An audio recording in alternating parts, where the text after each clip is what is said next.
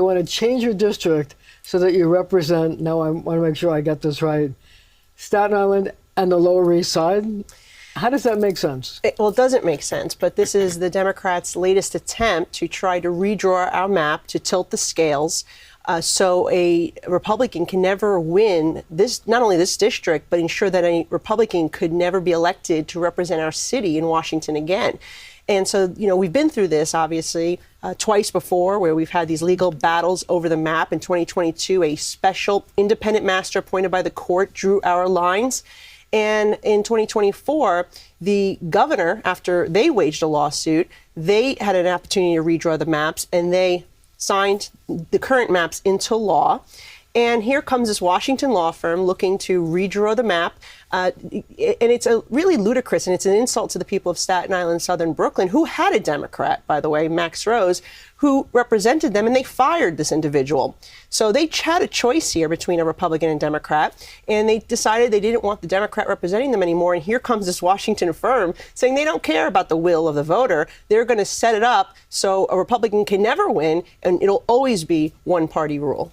But see, they're trying to argue that this is important for the representation of Black and Latino voters. What do you say to that argument? Well, look, as a Latina myself, being I'm half Cuban, I think it's ludicrous. And the reason it's ludicrous is because their solution is not to add more Latinos or African Americans to the district. Their proposed map would actually add more white liberals in lower Manhattan to the district. So how can that hold up if there was a challenge? Well, that's the question we have, and we'll see what the judge decides to do. But I will say this, as the first Hispanic to represent this district in Washington, to now for these guys to come in and claim that somehow it disenfranchises minorities simply because I'm a Republican Hispanic and not a Democrat, I think it's very insulting, and it certainly is offensive, not to me personally, but you know, it's not about me, it's about the voters who had their day to vote, and they made their voices very clear, and here comes the Democrats trying to erase their voice. But this case was assigned to a judge,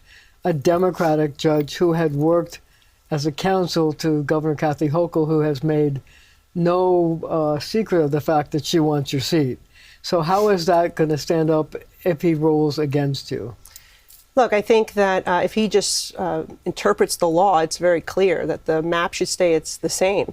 First of all, the law that they were claiming or citing in this lawsuit doesn't even apply to state legislative or congressional districts. That's number one. Number two, the fact that their remedy is to add more white liberals, not minorities, really shows that this is truly about just diluting the voice of the people.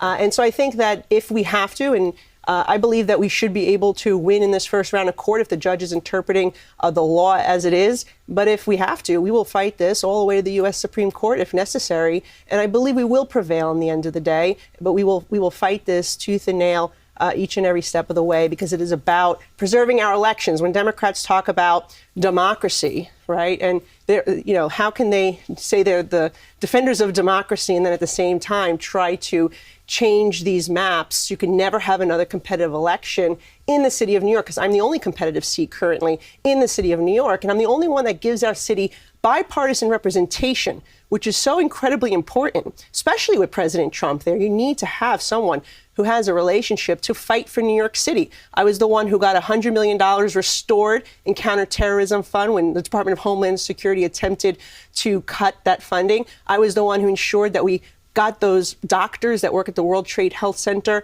programs, Zadroga funded, back hired when they were doged by Elon Musk. Like, I've been out there fighting for New York City to deliver critical NYPD funding, transportation infrastructure funding, money for our hospitals, our education system, and I'm the only one that's in the majority right now. And that's important to have that type of representation in Washington. I think New York City is better off because we have bipartisan representation. I think the law